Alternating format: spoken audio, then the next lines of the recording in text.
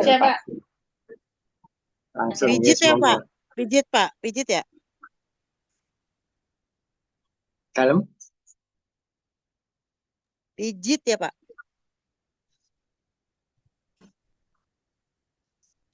Massage ya, sama dengan pijat. Ya, masa sama pijet, ya sama. Sama.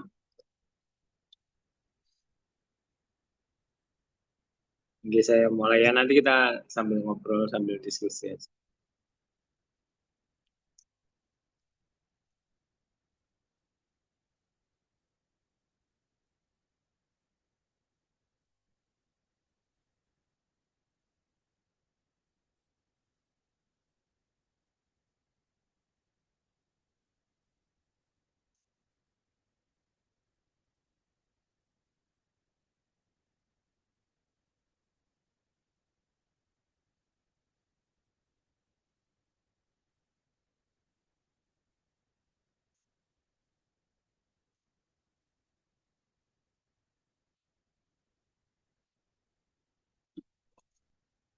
Oke, bismillahirrahmanirrahim. Ya, massage atau pijit ya. Jadi memang eh, dalam kehidupan sehari-hari ini sering kita lakukan, ada kita temui. Memang massage ini bermanfaat ya. Kenapa? Kalau kajian teorinya itu kenapa bermanfaat? Karena kulit kita itu ada saraf yang terbuka, yaitu saraf tipe C ya. Saraf tipe C itu dia membawa stimulasi suhu ya, sentuhan ya, nyeri ya. Ketika itu di stimulasi ya, ketika dimodulasi, jadi rangsangannya itu diubah-ubah, itu dalam tahap tertentu bisa membantu mengurangi nyeri. Nah, saraf tipe C itu juga berhubungan dengan hormon. Ya. Jadi hormon nyeri, substansi pain, atau hormon yang nikmat.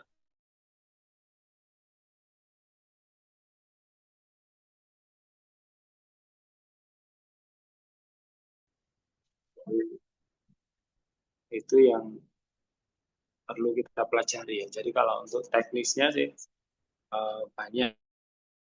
Jadi ada beberapa teknis yang nanti saya sampaikan.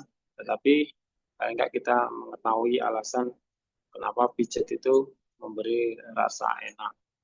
Terus seberapa dalam yang mesti kita lakukan ya. Jadi kalau yang beredar di masyarakat itu semakin kuat, semakin memberi kesembuhan. Padahal hal tersebut tidak selalu benar. Ya. Oke. Tentang massage ya. Jadi tekanan. Jadi berupa tekanan dengan manual ya, dengan tangan kita maupun dengan alat tertentu. Sehingga komponen di dalam tubuh itu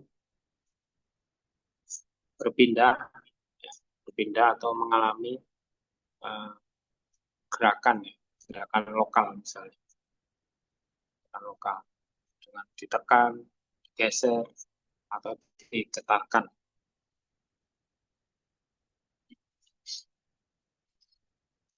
Ya, kalau manual kita pakai jari-jari ya.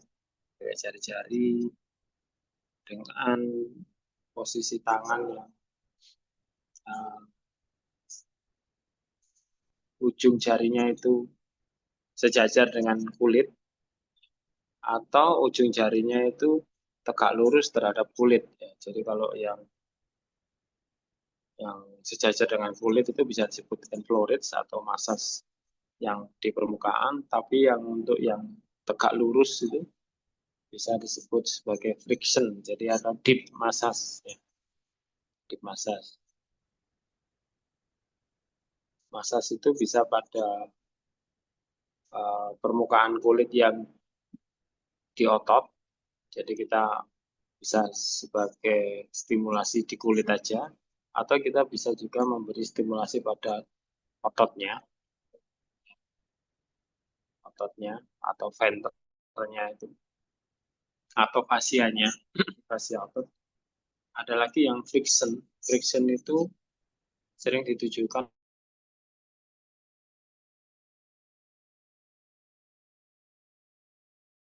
pada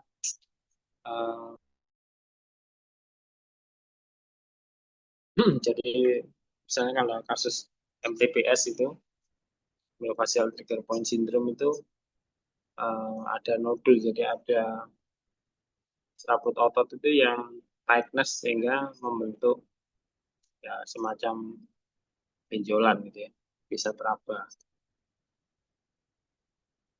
Ya. Masas juga bisa untuk kasus udin. Jadi kalau kita seringnya kalau bengkak jangan dimasas, ya boleh, itu lebih aman ya. Tetapi kita bisa lakukan masas pada proksimalnya, pada sisi proksimal dari udin. Atau udinnya itu boleh dimasas, tapi adalah inflorescence ya, ringan, jadi ringan.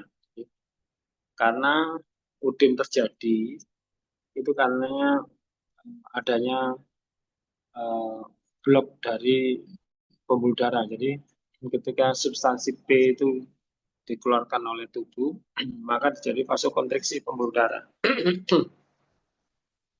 Vasokonstriksi pembuluh darah otomatis area yang cedera tadi itu tidak mendapatkan nutrisi, makanya dia bengkak.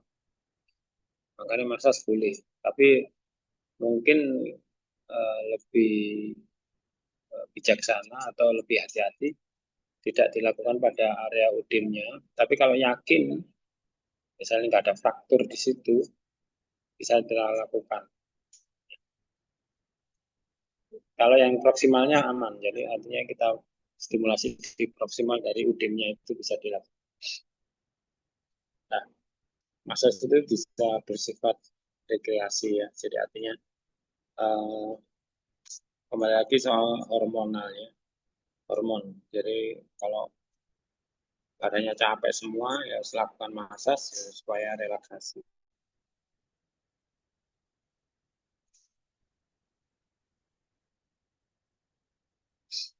Ya ini manfaatnya ya. Bisa membantu untuk limfatiknya ya. Karena limpatis sama vena itu sejajar ya. Jadi bergerak ke arah yang sama menuju ke jantung. Membantu orang spasme ya.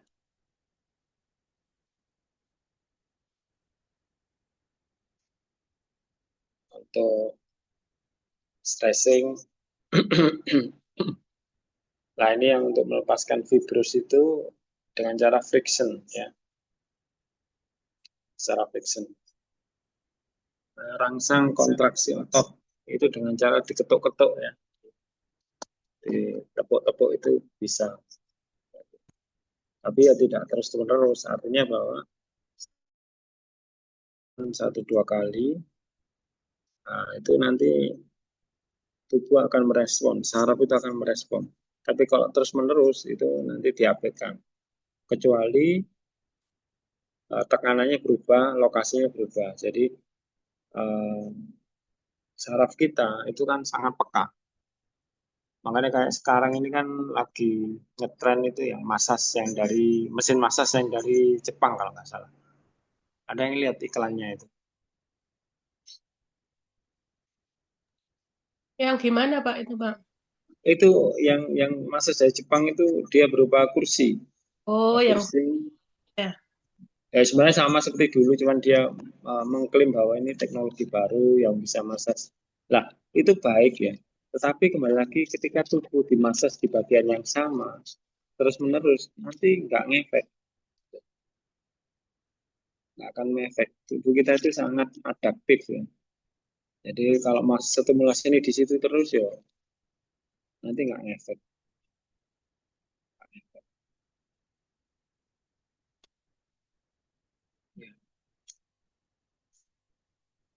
Nah, ini disebutkan bahwa membantu untuk membuang sisa metabolisme atau membantu mengalirkan ya, mengalirkan sesuai dengan aliran vena.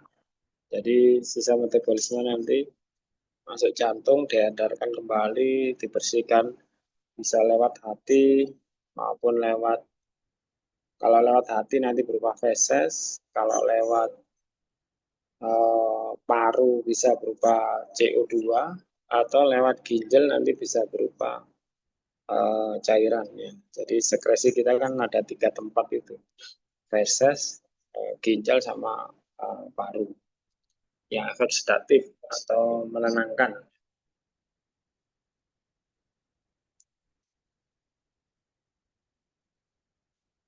Ya ini indikasinya.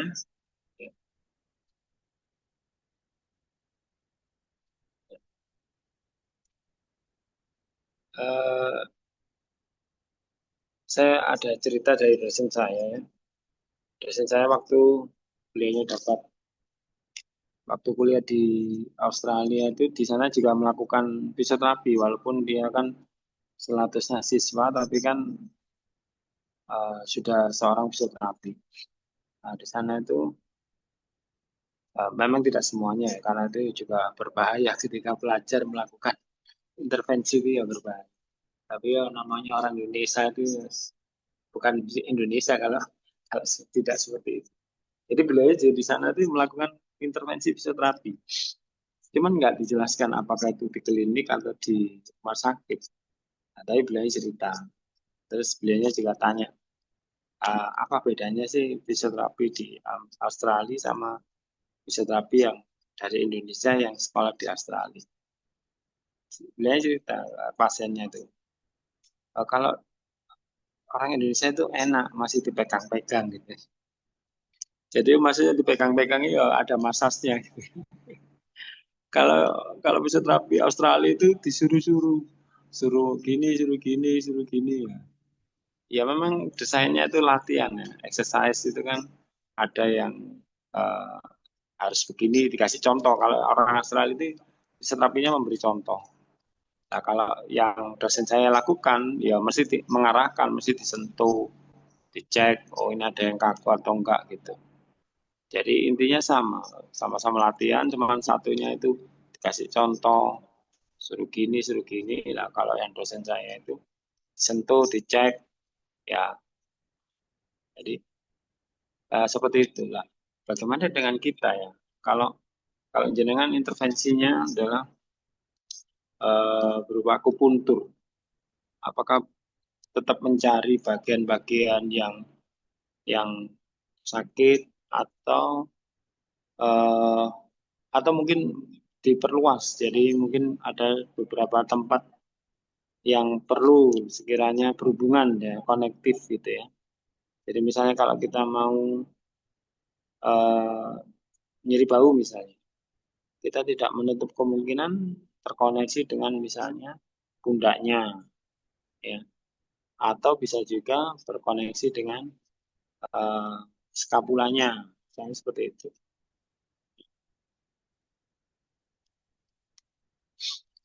Nah, untuk muscles, jadi karena ada jenisnya beberapa macam, kami juga punya kompetensi untuk membantu sekresi anu ya, apa, sputum riak ya. Jadi kalau kasus pneumonia itu kita lakukan tapping, itu membantu untuk eh, sekresi dari mukosa melalui batuk tentunya. Jadi kalau misalnya seseorang otot otot perutnya lemah ya, itu kesulitan untuk batuk, ya, kesulitan untuk batuk. Walaupun kita lakukan tapping segala macam.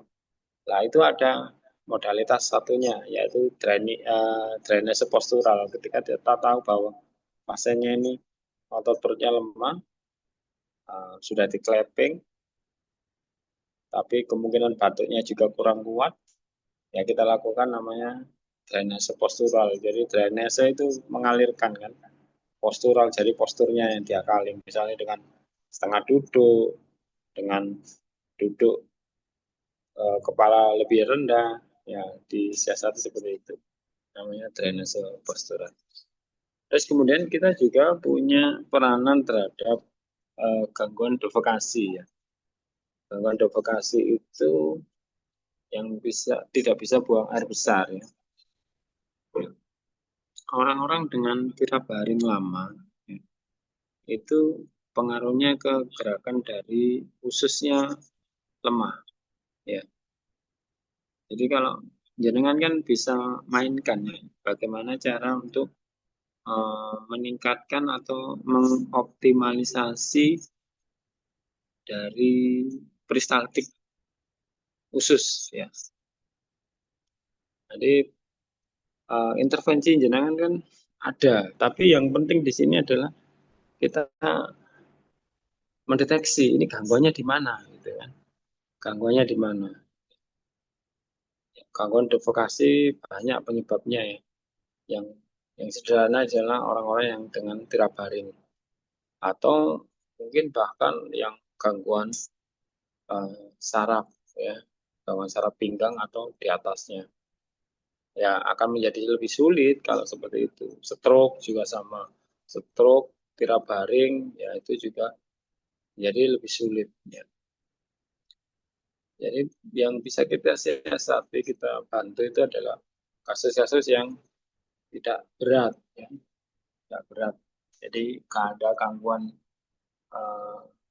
ada gangguan sarafnya, mungkin karena orang tua, kemudian makannya kurang sehingga berbaring. Mungkin kita bisa bantu dengan massage, ya. Massage di area perutnya,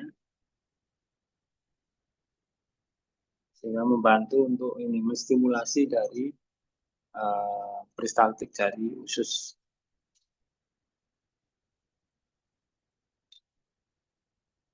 Ini kontraindikasi ya, adanya fraktur ya jelas tadi ya.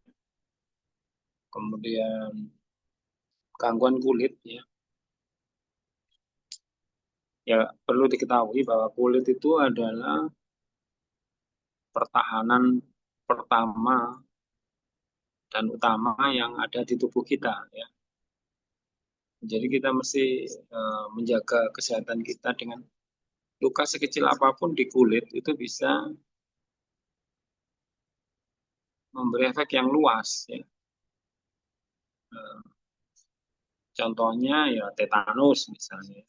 Tetanus itu luka sedikit ya, kena gores, jatuh di uh, misalnya di tempat terbuka, misalnya di jalan misalnya, jalan kena aspal itu uh, tidak menutup kemungkinan bakteri tetanus itu banyak di situ ya. Tapi kalau di rumah sih insya Allah aman. Tetapi tetap bahwa kulit itu adalah pertahanan pertama ya. Jadi kalau kulitnya lecet ya itu bisa masuk, bisa sebagai tempat sumber masuknya dari bakteri yang ada di sekitar kita.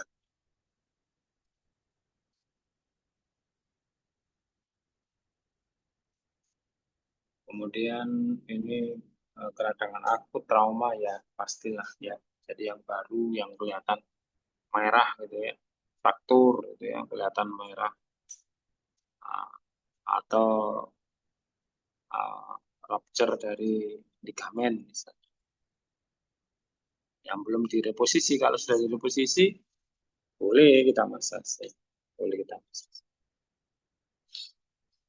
Adanya keganasan ya, ini berhubungan dengan CA.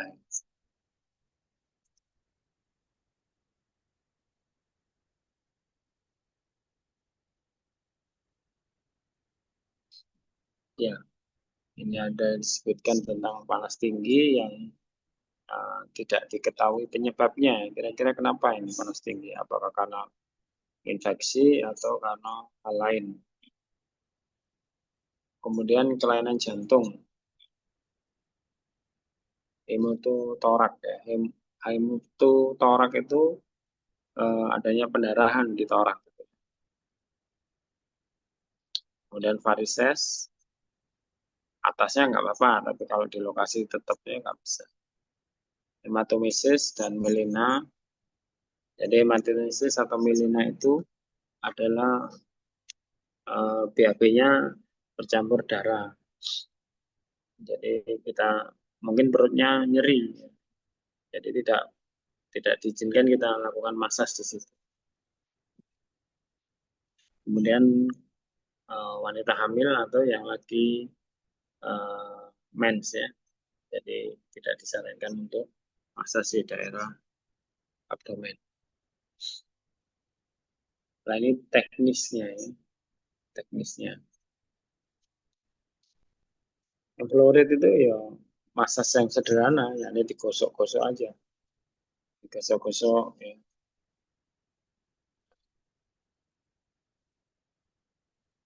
Mungkin timbul pertanyaan, loh ini arahnya searah dengan vena atau boleh berlawanan arah dengan vena ya?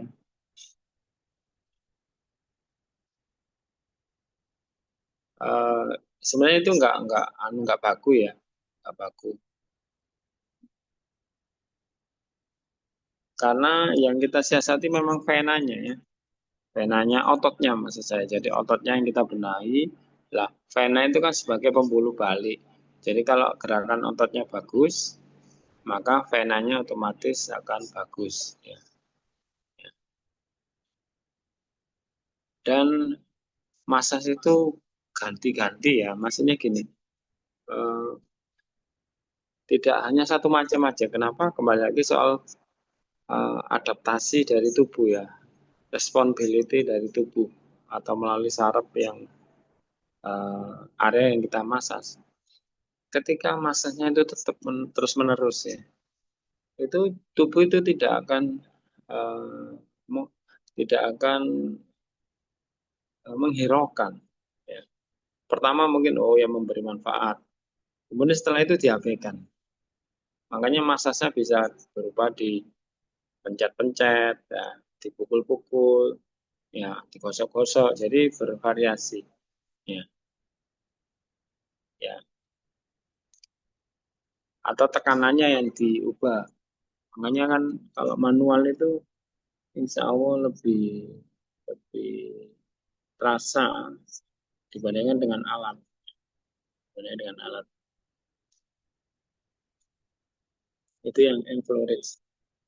Kemudian yang friction. Friction itu memang dia berpikir menjangkau bagian tubuh otot kita yang lebih dalam. Jadi kalau friction itu cenderung tidak enak ya, tidak nyaman buat kita rasakannya, karena dia tujuannya sasarannya adalah bagian tubuh yang lebih dalam, jadi tekanannya lebih keras dibandingkan dengan inflorid.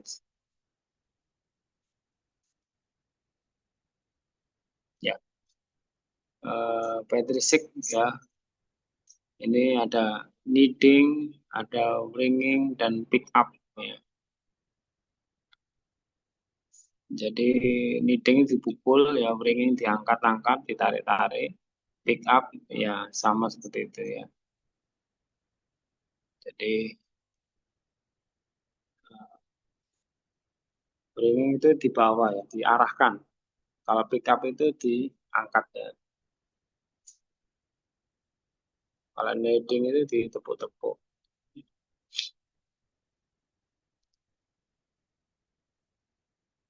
Ya, kemudian ada tapu temen, hacking digetarkan, clapping dipukul-pukul, beating sama.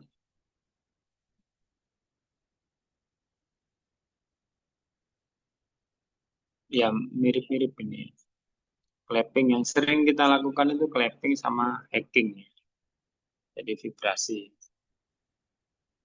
Clapping dipukul-pukul. Mungkin yang ini kan kelas khusus ya, campur.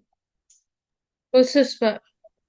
Ya, kelas khusus mungkin sudah ada yang punya putra itu anaknya batuk mungkin perlu ditepuk-tepuk punggungnya.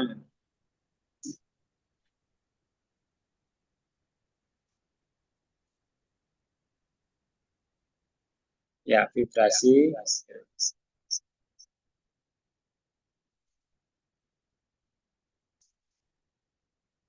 Ya, untuk massage itu tinggal melaksanakannya ya. Jadi yang paling gampang itu tadi massage emplorid itu gampang, gampang. Butuh tenaga tapi Pak ya kalau massage ini. Enggak, itu yang makanya yang salah kan di situ kan.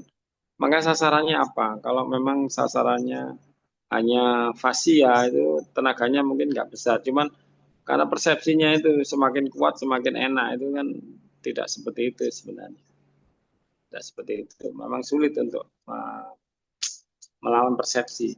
Saya sendiri melakukan, jadi untuk kasus misalnya kasus cedera otot tendon ya, tendonnya, ya udah kita lakukan massage saja yang tidak terlalu berat, ya massage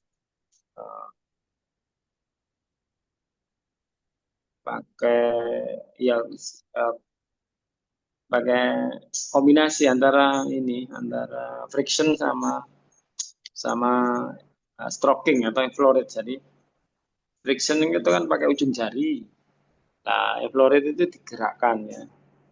Nah, ya udah itu dikombinasikan. Jadi tekanannya sedikit lebih keras daripada sekedar inflorid saja.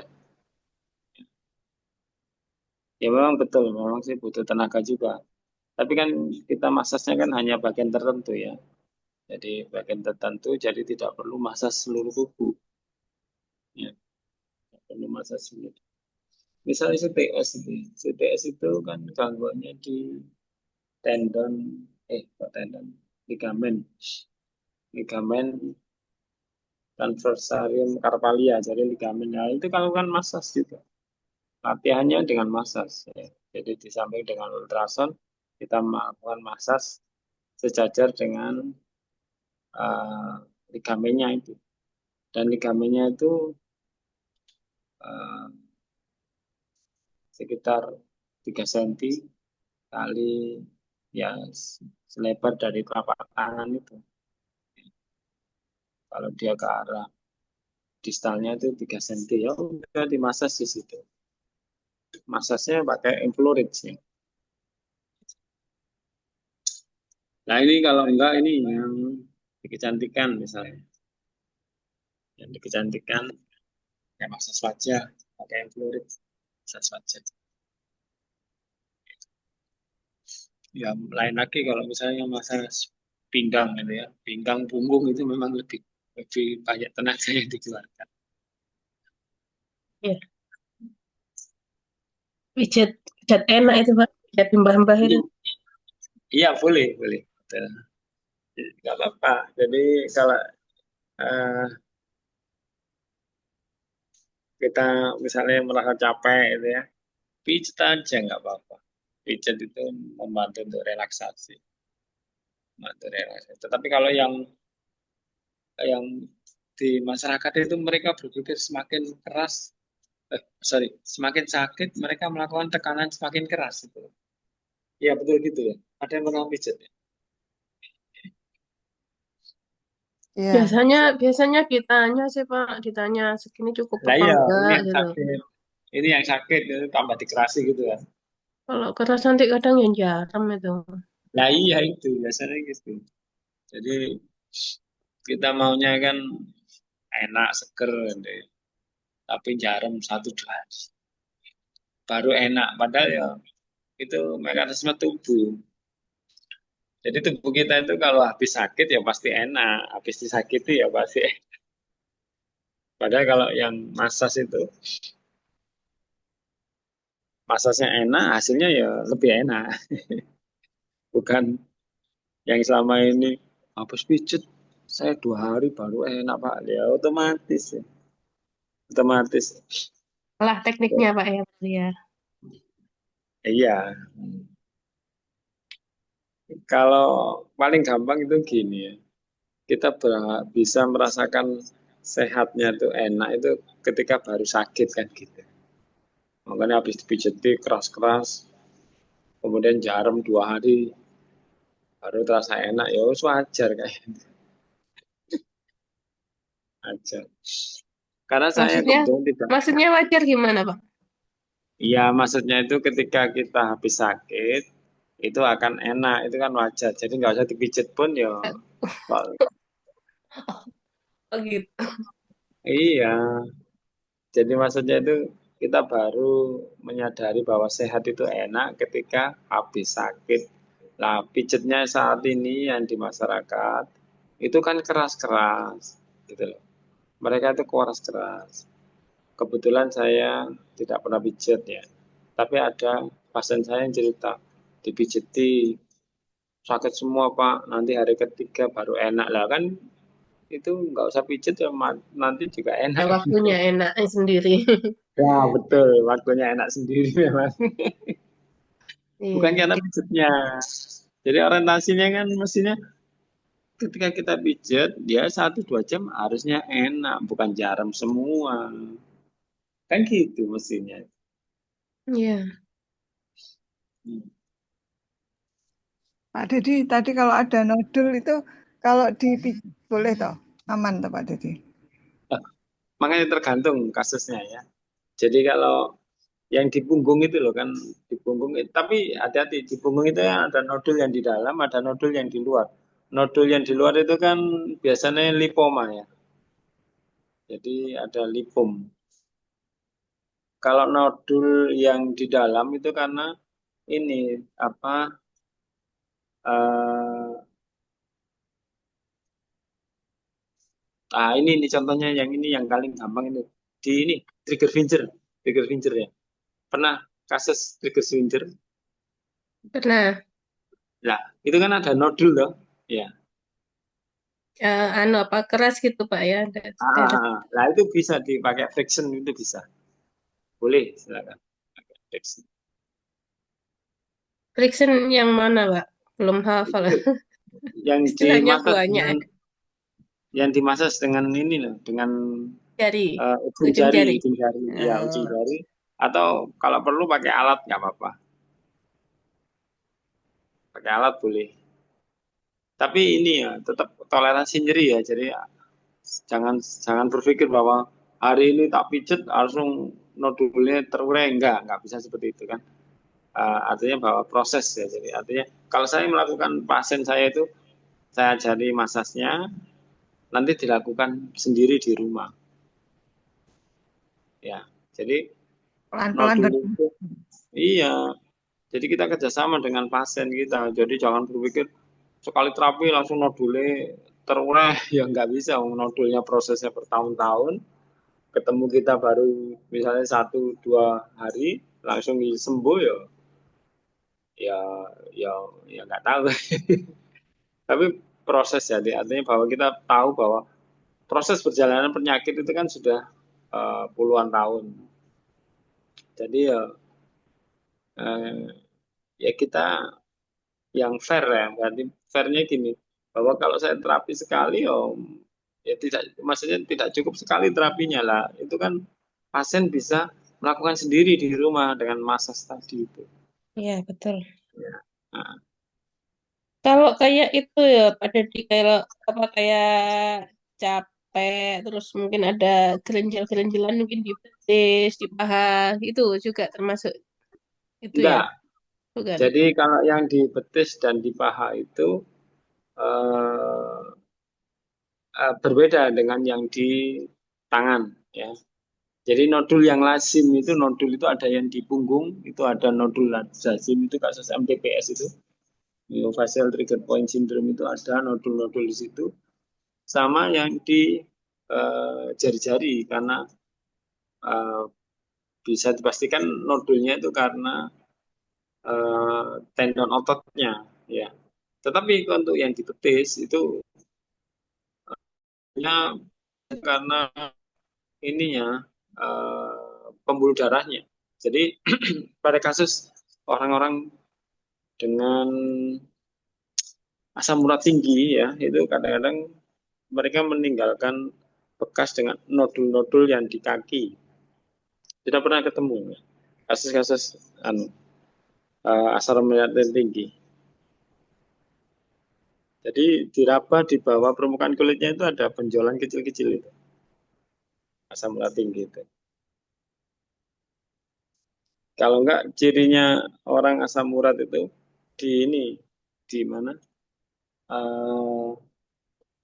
Ama ya.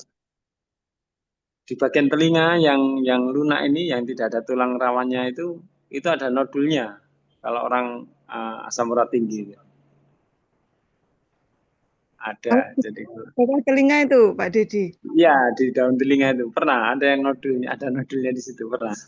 Di bawah Terus dipijit-pijit aja gitu ya badannya. di leher bawahnya telinga Pak Dedi sering muncul itu. Kalau Oh, kecapean itu gimana Pak Dedi? oh, kalau yang Itu di kan limpa. yang di leher ya, yang di leher itu ada ininya, ada limfanya ya.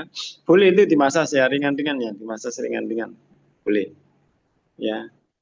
Biasanya kalau sariawan juga itu kan kadang ada nodul di sekitar ini apa ya rahang di bawahnya rahang begitu. Iya, Itu juga iya. Iya, Limpa. jadi kalau sariawan ini kan jenengan kan bengkak, ya otomatis komponen di sekitarnya bisa bengkak, ada anunya. Nggak apa-apa, selama ringan aja ya, ringan. oh Atau ya. kadang-kadang di ketiak itu ada nodulnya. Itu kasus-kasus yang limfatik gitu ya, Oh, limfatik. ya. Ya, Ya, terima kasih Pak Didi. oke. Ya nanti masasnya ya infloret itu dimasas ringan-ringan, nggak apa-apa. Eh, ya memang harus harus belajar ini tipe nodulnya seperti apa ya. Jadi dari lokasinya itu kita eh, kira-kira tahu lah dari lokasinya. Misalnya kalau di leher itu kan banyak limfe ya. Terus kemudian di betis itu kan ada pembuluh darah di situ. Ada pembuluh darah vena. Ya. Kemudian di daun telinga itu kasus asam urat itu ada juga. Terus di mata kaki, sorry di ini sendi metatarso MT nomor satu Jempol ini. itu ya Pak ya. Ya jempol itu asam urat juga. Nah itu kalau kelihatan merah seperti itu boleh dimasas tapi yang proksimalnya ya proksimalnya. Yang Itu. sebelah sekitar-sekitarnya gitu Pak ya. Sekitar-sekitarnya itu. Ya kembali lagi kalau ada uding itu kan ada vasokonstriksi di situ kan. Jadi masas itu kan membantu untuk venous return ya. Jadi untuk membantu untuk kerja limfatik, kerja vena itu kan biar substansi pain ya, substansi P atau pain itu bisa uh, berputar gitu. Kalau kalau dia diem terus ya nyerinya nggak akan berkurang. Kalau nyerinya nggak berkurang, tubuh itu akan respon lagi. Jadi lingkaran setan namanya. Ada trauma, ya misalnya trauma, kemudian langsung proteksi kan dijawab oleh korno posterior, kemudian dikirim ke otak, kemudian dikirimkan substansi pain. Begitu substansi painnya turun, terjadi vasokonstriksi, vasokonstriksi menyebabkan eh, nekrosis, nyeri lagi. Seperti itu prosesnya. Makanya kita memutus rantai nyerinya itu dengan intervensi latihan ya atau masas ya. Ada ada kasus Dalam kadang itu kalau apa kesleo atau yes, ya semacam itu habis jatuh atau habis ya, kesleo gitu mm, dipijet kan ya sama ya orang-orang dulu itu terus malah bengkak itu salah ya gitu itu berarti ada kesalahannya mestinya nggak dipijat apa gimana. enggak. Jadi kan ketika ada keselio atau trauma itu memang mekanisme bengkak. Mekanismenya kan ada 5 anu ya, ada cirinya itu ya, merah, ya panas, bengkak, kalor, dolor, kemudian eh, spasme. Ya Jadi yang ada 5 ciri itu trauma itu ya. Jadi merah, bengkak, kemudian Maksudnya nyeri. meskipun nggak dipijat, nggak diurut itu tetap akan bengkak gitu. Iya, betul, betul. Hmm. Betul, tetap bengkak. Itu mekanisme kan seperti itu kan. Jadi mesti panas ya, panas bengkak itu ya. Nyeri itu tiga komponen kalau ada trauma di situ. Yang aman ya kompres es. Jadi trauma-trauma itu harus kompres es. Nah, kadang-kadang atau sering dari kita itu lakukan masas ya. Dan masasnya itu mestinya di proksimalnya, bukan di lokasi yang nyeri. Berarti kalau dimasas ya tambah Iya, di menimbulkan lokasinya kerusakan. itu. Di Iya, itu lokasi. tambah menimbulkan kerusakan. Jadi orang-orang seperti itu. Saya dulu pernah ada eh, pemain bola, tapi memang sulit ya. Sulit kembali saya cerita di depan narasi bahwa sulitnya persepsi seseorang. Pemain bola itu di klub besar di Surabaya, dan mereka itu kan berinteraksi dengan pemain bule ya kan ya. Lucu kan. Lucunya gini, kalau orang Indonesia cedera itu ke massas. Jadi kan di klub itu disediakan tenaga massas 2 orang. Tapi orang bule, kalau orang bule cedera, dia ke dokter. Gitu. Kan ada dokter dari klub itu. Gitu loh, bedanya di situ. Persepsinya itu seperti itu. Gitu loh. Dan dokternya itu, ya kalau cedera, kan berhubungan dengan kami, fisioterapi kan. Ya, selama nggak ada patah ya. Nah, dokternya itu ngomong sama saya, anu, Mas, itu nah, nyebutnya anak-anak. Anak-anak itu dikasih tahu kok kalau cedera nggak usah dipijiti gitu loh. Dia bilang gitu dokternya. Tambah mereka itu apa sengaja saya gak main mana atau mereka itu apa kepingin sembuh. Gini, kalau di sepak bola itu ya kadang-kadang nakal pemain itu ya. Jadi kalau mereka dapat kartu kuning, ya itu masih main. Tapi kalau kalau cedera, mereka bisa istirahat gitu loh. Jadi begitu dia cedera, kalau dipijat tambah sakit, mereka bisa istirahat gitu loh. Lah, saya sampaikan pada dokternya, dok, mereka itu kan terapi itu berdekatannya. Jadi ada orang Indonesia, ada orang bule. Mereka sudah tak tunjukkan, tak tanya itu, wong bule. Kalau kamu sakit kemana? Oh, dokter, dokter, fisioterapi, fisioterapi. Lah arek-arek iki ya krungu kok dok, kongkang jejeran tak gitu kan. Tapi ya apa gitu loh. Jadi intinya itu bagaimana merubah persepsi itu kan susah gitu loh. Padahal dia itu pemain loh, pemain internasional. Ini kan klubnya, saya sebut aja klubnya Persebaya. Loh, ono koncone wong bule. Jadi massage itu dibutuhkan untuk kelelahannya. Jadi tidak saat cedera gitu loh. Dan mereka enggak, wis pokok jenenge cedera, wis pijat itu aja. Dan apa yang terjadi? Mereka tambah sakit gitu. Tambah sakit mereka. Klubnya rugi akhirnya. Dan makan saya bilang itu apakah itu kesengajaan atau mereka tidak mau tahu gitu. Nah, ya, di masyarakat kan seperti itu ketika cedera ya dipasang. Saya punya pasien gitu ya, kasihan juga sebenarnya. Dia anak SMA main bola, wis biasa kan kapraan gitu ya. Kemudian karena bengkak dipijetkan. Setelah itu bengkaknya nggak reda, terus dibawa ke rumah sakit sekitar rumahnya dia di Surabaya juga rumahnya. Nah, kan penanganan dokter lama, oh diobati, terus kemudian kontrol lagi kok nggak sembuh-sembuh.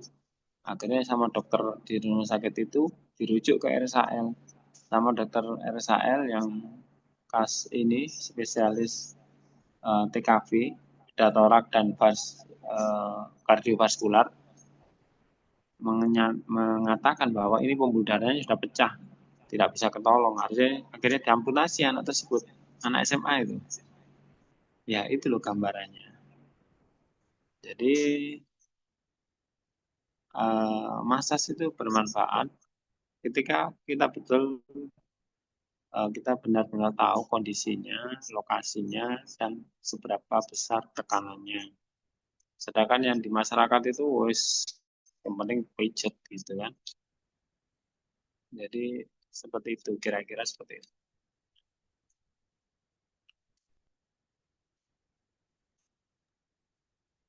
Pak, yang untuk kontraindikasi itu untuk Mm-mm. kasus kayak autoimun atau khususnya yang kayak peradangan kronis mungkin ya, untuk kasus kayak RA gitu boleh apa enggak Oh dimasak? iya, betul. Pertanyaannya bagus ya. Ya, untuk kasus-kasus autoimun itu eh, jangan di lokasi yang bengkak ya. Jangan lokasi. Jadi kalau RA itu kan bengkak, kelihatan merah gitu ya. Sama seperti ini, GOT ya. Jadi kasus eh, asam urat tinggi itu kan ya merah kan, kelihatan merah. Jadi jangan di lokasinya, jangan di lokasinya. Atau bisa juga ditunggu ketika eh, radangnya berkurang. Ya radangnya berkurang bagaimana ya pasti kan diobati ya, diobati terus kemudian apa merahnya mungkin sudah berkurang ya. Atau hindari fase-fase akut lah. Jadi misalnya kan fase akut itu sekarang bengkak, kelihatan bengkak sekali ya mungkin baru hari ketiga lah kita lakukan massage. Itu bisa.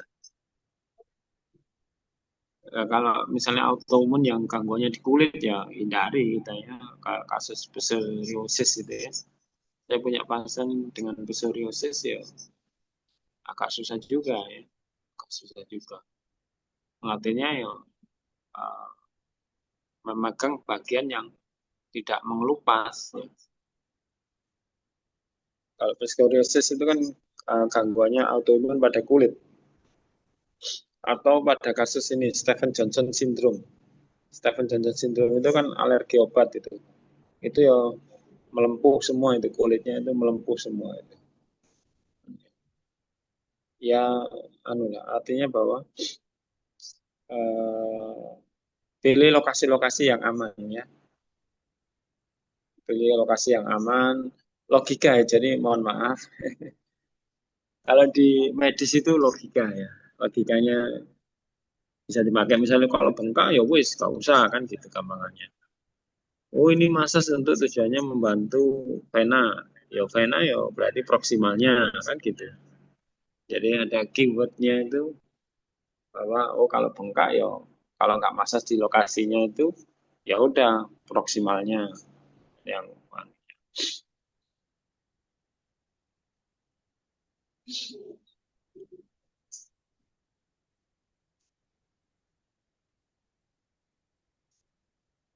ya nanti tak kirimi gambarnya ya. Kira-kira seperti apa kneading itu seperti apa.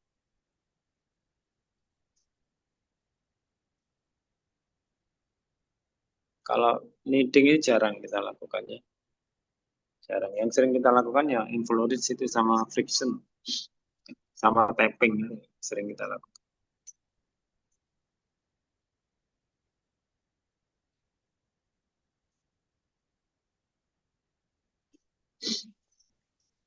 Ya friction ini yang sering kita lakukan. Kami juga friction itu bisa untuk kasus ini kurangi spastik ya. Kurangi spastik bisa pakai friction ya. Tapi ya tidak selalu. Artinya eh, spastik itu kan ada levelnya, level 0 sampai 5. Kalau kalau berat ya kita harus fair ya. Artinya kalau berat ya diubah aja cara berpikir kita ya. Jadi kalau mungkin nyerinya ringan atau sakitnya ringan, gejala yang ditimbulkan nyeri ringan, kita bisa menyampaikan, oh ini bisa membaik gitu ya. Tapi begitu kita ketemu kasus yang sulit, sudah menaun gitu, kira-kira apa yang kita sampaikan ke mereka? Hmm? Saya punya pasien misalnya, sudah 5 tahun, sudah kaku semua. Kalau tidak akupuntur, kira-kira jenengan cerita apa ya?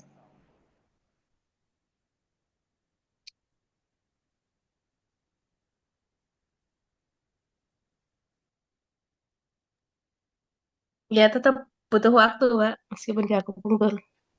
Loh, ya lah butuh waktu berarti ada harapan sembuh berarti.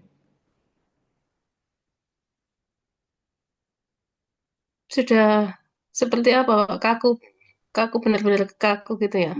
Iyalah, eh, kalau kami di medis itu ya, saya cerita aja. Pasien sudah 1 tahun stroke, ya sulit kembali. Nah, bahasanya yang diubah untuk mempertahankan, semoga tidak menurun. Nah, gitu bahasanya yang diubah. Nah, kira-kira kalau jenengan bagaimana? Kalau misalnya 3 bulan, 6 bulan, kita bisa ngomong, oh ini nanti bisa meningkat, bla bla bla bla gitu. Wah, Nah, saya belum pengalaman, Pak. Nggak tahu teman-teman yang udah pengalaman, yang udah praktek. Pak Eko, gimana Pak Eko? Bu Yakoba, Bu Rosi, Kalau saya sama gimana? Pak, maksudnya eh, ya kita tidak bisa menjanjikan secara ini Pak. Artinya kita berusaha membantu, tetapi kita tidak bisa menjanjikan yang lebih gitu Pak. Lah, kira-kira mainnya di mana ya? Misalnya menjaga apa? Menjaga misalnya moodnya atau menjaga Saya metabolismenya. lebih ke ini Pak, lebih ke apa, meningkatkan kayak semangatnya gitu. Lah, ya Ya, betul, betul. Ya, jadi gitu. Eh, Bagaimana kita bisa berinteraksi dengan pasien atau keluarga pasien bahwa eh, intervensi yang kita lakukan itu perlu gitu ya. Tapi ya harus fair gitu ya. Kalau mungkin 3-4 bulan itu, oh ini bisa meningkatkan dengan ini bisa. Ya walaupun banyak faktor kan gitu. Ya kalau kami sih artinya gini, ini bisa tapi terus seumur hidup, tetapi bisa dilakukan sama keluarganya kan gitu. Jadi seperti itu. Kalau jenengan kan nggak mungkin keluarga melakukan, berarti kan jenengan harus punya tujuan bahwa memang orang ini perlu untuk akupuntur terus. Ya, mungkin kalau yang awal-awal untuk perbaikan kesembuhan, tapi untuk ketika sudah 1 tahun, nah kan kita nggak boleh memberi harapan palsu itu kan nggak boleh. Mungkin keluarganya nggak tahu, ya. Tapi kita sendiri yang harus bisa fair gitu ya. Kalau sudah 1 tahun, kira-kira jenengan tujuanmu apa kan gitu. Tujuan kita apa sih intervensi dia sampai seumur hidup misalnya. Ya. Jadi itu aja. Jadi artinya bahwa harus fair ya.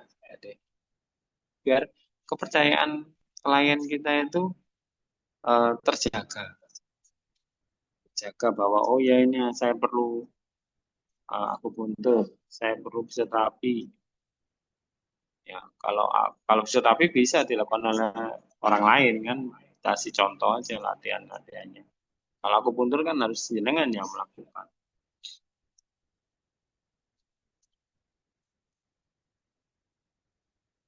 Ya kira-kira seperti itu untuk apa ya, menghalalkan honor kita itu ya.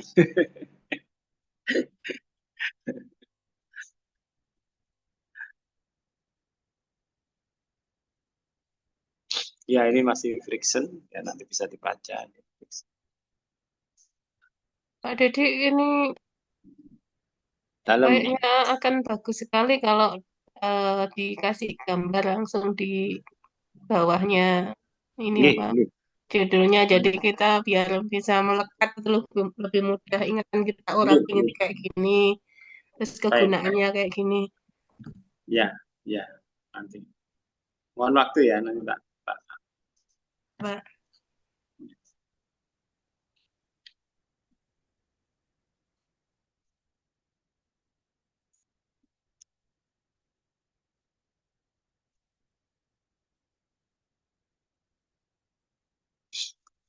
Ya ini clapping.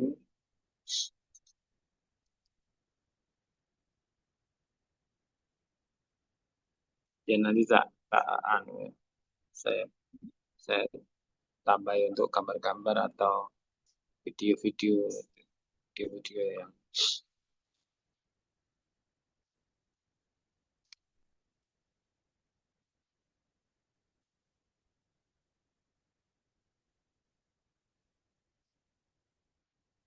ya, ya vibrasi atau shaking itu ya sama lah. Jadi kasusnya untuk kasus-kasus yang ini, kalau yang di bawah ini kan untuk atlet ya. Jadi eh, sedikit yang saya tahu itu kalau pemain Persebaya itu waktu jeda itu kan ada 15 menit ya. Itu masasnya bekerja. Jadi measure-nya itu bekerja. Jadi kok jadi nyeri ringan atau pseudo nyeri ya, pseudo nyeri. Jadi nyeri yang tidak trauma karena faktor kimiawi itu adalah timbunan asam laktat ya. Jarum itu ya, jarum timbunan asam laktat. Nah, itu bisa dimasas ya, dimasas dengan vibrasi ya, getar-getarkan atau digoyang-goyang gitu ya. Jadi pada area paha, betis itu bisa ya dilakukan mereka itu. Ya, kalau kalau untuk atlet itu lebih banyak dipakai yang model vibrasi. Bisa pakai alat bisa, nggak apa-apa. Jadi kan eh, yang beredar di masyarakat itu ada alat vibrasi itu ada.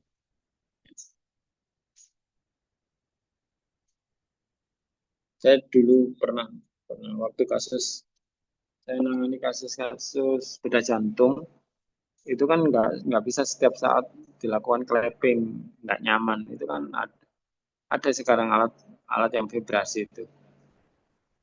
Ya kayak gerindra yang diganti ujungnya diganti dengan alat vibrasi itu bisa dilakukan.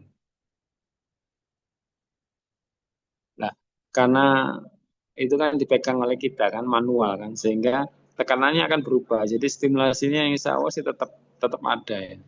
Berbeda dengan alat kursi itu, kursi pijat itu dia kan cenderung stagnan di situ. Jadi kita tinggal berbaring di situ, kemudian dilakukan massage sama alatnya itu. Saya dulu pernah itu yang punyanya Korea itu loh. Kalau masih ingat yang tempat tidur Ceragem itu, pernah dengar Ceragem? Nggak tahu satu-satunya Pak. Tapi biasanya ada di kayak di tempat-tempat wisata itu kan nggak, atau di pusat perbelanjaan kan kadang ada kursi pijat itu apa kayak Oh gitu iya, maksudnya. itu kursi pijat bisa. Kalian dulu itu sempat ada booming Ceragem itu. Ceragem yang disuruh bayar 5.000 atau 10.000 itu. Jadi dia berupa tempat tidur, kemudian di bawah itu ada bonjolan-bonjolan yang bisa jalan. Terus ada infrarednya juga itu. Itu saya pernah nyoba Ceragem itu, kebetulan pasien saya beli ya. Beli terus coba. Ternyata ya stimulasi tetap gitu. Stimulasi ini arahnya kemana-kemana kan. Mungkin pertama enak, lama-lama ya otaknya itu walau si kok rene gitu. Artinya seperti itu. Kenapa? Bahwa eh, variasi tekanan, getaran itu memberi makna terhadap eh, persepsi di otak kita gitu. Persepsi di otak. Makanya kalau manual, walaupun manual dengan alat misalnya kan ada juga yang massage dengan apa itu ya, ada apa kayu gitu ya. Nah, itu kayunya tetap tapi tekanannya yang berubah. Terus lokasinya mungkin miring hanya